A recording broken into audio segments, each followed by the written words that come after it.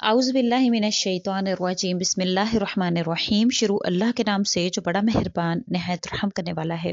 लाखों करोड़ों दरूद सलाम हो कमली वाले आका मोहम्मद मुस्तफ़ा सल्लल्लाहु अलैहि वसल्लम पर, जो खातमुन नबीयीन हैं, जो खातमुल मुरसलीन हैं, कि जिनके बाद ना कोई नबी है ना कोई रसूल है। लाखों करोड़ों दरूद सलाम हो आले बैत पर। अस्सलामु अलैकुम।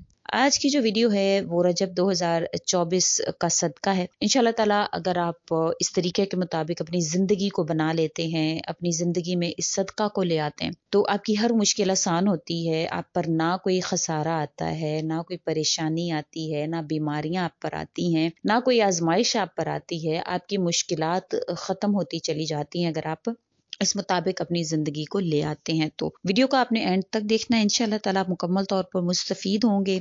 आपको समझ में आएगा कि आपने करना क्या है, ज़िंदगी को गुजारना किस तरह से है, और सदका के हवाले से इंशाल्लाह ताला। तो आपने वीडियो को एंड तक देखना है। उससे पहले मैं गुजारिश करना चाहूँगी कि अगर आप मेरे चैनल पर नए हैं या मुझे पहली मर्तबा सुन रहे हैं तो मेरे चैनल को सब्सक्राइब ज़रूर कर दें। मज़ीद अपडेट्स हासिल करना चाहते हैं तो सब्सक्राइब के बटन के साथ जो नोटिफिकेशन का बटन है उसको भी ज़रूर प्रेस करें, ताकि मेरी हर नई आने वाली वीडियो आपके पास नोटिफिकेशन की सूरत में पहुँचती रहे। सबसे पहले तो एक बात समझ लें कि जो रजब का महीना है इसमें सदका खैरात करना इतना ज़रूरी क्यों है, क्योंकि इसके हवाले से कहा जाता है कि हज़रत सुलेमान फ़ारसी रज़ी अल्लाह तआला अन्हु ने फरमाया कि नबी करीम सल्लल्लाहु अलैहि वसल्लम ने फरमाया कि जिसने रजब में कुछ भी खैरात किया, इसने गोया 1000 दिनार खैरात किए। अल्लाह ताला इसके बदन के हर बाल के बराबर नेकी लिखते हैं और 1000 दर्जात बुलंद फरमा कर इसके 1000 गुनाह जो हैं वो मिटा देते हैं। इस तरह से एक बहन का वाक़या कुछ दिन पहले ही उनसे जिक्र किया गया, क्योंकि हमारी कोशिश होती है कि जो लोग हमसे मैसेंजर पर भी राब्ता करते हैं या वैसे भी हमसे राब्ता करते हैं, तो हमारी कोशिश होती है कि उनकी हेल्प करें। अगर कोई मुसीबत में है तो उनकी हेल्प करें।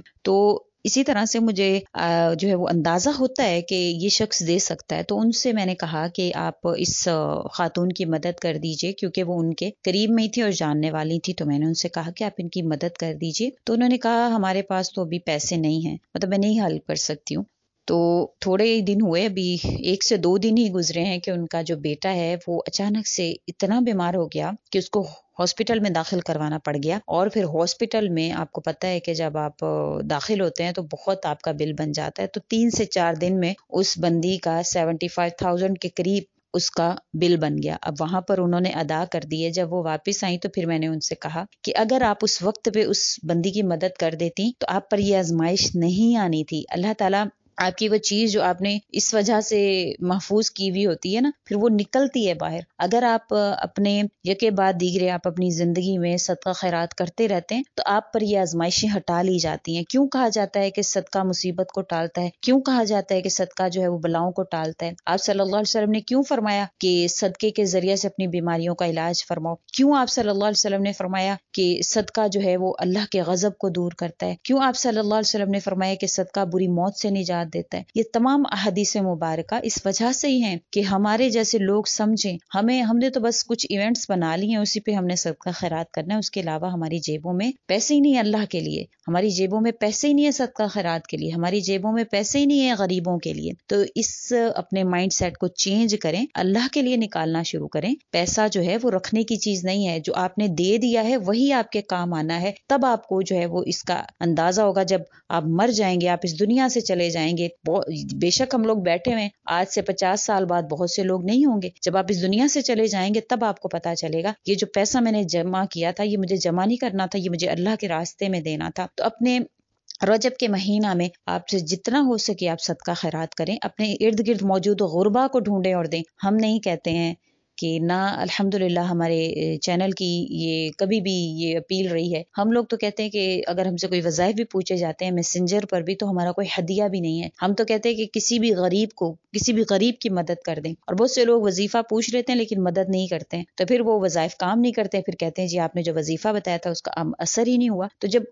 देने की बारी आती है तो आप लोग बिल्कुल जो है वो कंगाल हो जाते हैं, बिल्कुल आप गरीब हो जाते हैं। लेकिन जब लेने की बारी आती है, वज़ाइफ का पूछने की کی باری آتی ہے تو آپ دن رات میسج کرتے ہیں، اور ہماری گزارش ہوتی ہے کہ دیکھیں جب آپ صدقہ سے آغاز کریں گے آپ کی مصیبتیں بلائیں تو آپ کی تبھی ٹل جائیں گی، تو آپ کا انشاءاللہ وظیفہ فوراً سے اثر کرے گا۔ اولاد کے حوالے سے کر رہے ہیں، کسی بھی چیز کے حوالے سے کریں، صدقہ سے وظیفے کا آغاز کر لیں، انشاءاللہ اس میں اثر پیدا ہوگا، آپ کی بلائیں، آپ کی مصیبتیں، پریشانیاں ختم ہوں گی۔ اور اگر آپ ہر 15-20 دن بعد یا جب آپ کی تنخواہ ہے اس میں سے کچھ نہ کچھ اللہ کے راستے میں صدقہ خیرات کریں گے تو انشاءاللہ آپ اس آنے والی تنخواہ میں آزمائشیں ختم ہو جائیں گی، آپ کی بیماریوں پہ وہ نہیں لگیں گے، پریشانیوں پہ نہیں لگیں گے، مشکلات پہ نہیں لگیں گے۔ تو یہ آپ ایک دماغ اپنا سیٹ کریں، اللہ کے راستے میں دینا شروع کریں، انشاءاللہ آپ تمام مشکلات کو اللہ کریم آسان فرما دیں گے۔ تو رجب میں اگر آپ صدقہ کرتے ہیں تو آپ کو اس کا بہت زیادہ ثواب ملتا ہے، 1 روپیہ دیتے ہیں تو 1000 دینار آپ کو دینے کا ثواب ملتا ہے، تو اس لیے بھی یہ ضروری ہے۔ اور دوسری بات یہ کہ ہم نے بس ایک مخصوص ترین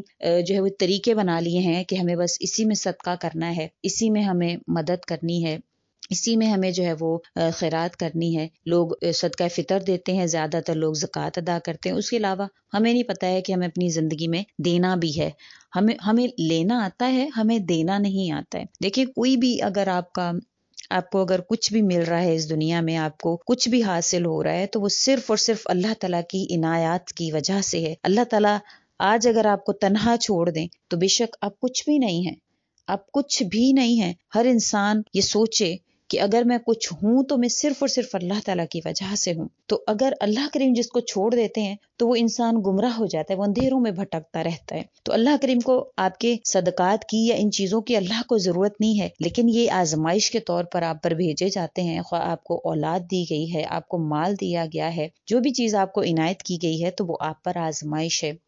بہت سے لوگ ہیں جب ان سے کہا جاتا ہے کہ آپ اپنی زندگی میں صدقہ دیں یا کسی کو کچھ دیں تو ان کے پاس پیسے نہیں ہوتے، ان کے پاس ہزار مجبوریوں کی لسٹ ہوتی ہے، بہت لمبی لسٹ ہوتی ہے، اور حتیٰ کہ ان کے کان بھی کھڑے نہیں ہوتے، اس پر بالکل بھی نہیں کھڑے ہوتے ہیں، ان کو بالکل اس چیز کا احساس نہیں ہوتا اگر ان سے گزارش کی جاتی ہے کہ فلاں مجبور ہے، ایک مجبور عورت کی کہانی ہے یا وہ بیچاری بڑی مجبور ہے، کسی مجبور آدمی کی کہانی سنا دی، لیکن ان کے کان کھڑے نہیں ہوتے، ان کو بالکل بھی احساس نہیں ہوتا ہے۔ اگر خدا نخواستہ ان پر کوئی مصیبت آ جائے، ان پر کوئی پریشانی آ جائے تو فٹافٹ سے وہ پیسے ان کے جو جہاں کہیں بھی انہوں نے رکھے ہوتے ہیں وہ نکلنا شروع ہو جاتے ہیں، وہ نکل آتے ہیں، اور ایسی صورتوں پر ہی آزمائش آپ پر ڈال دی جاتی ہے۔ جب آپ منع کرتے ہیں تو یہ کام اللہ کو پسند نہیں آتا ہے۔ اللہ تعالیٰ کہتے ہیں کہ میں نے اس کو دیا تو ہوا ہے۔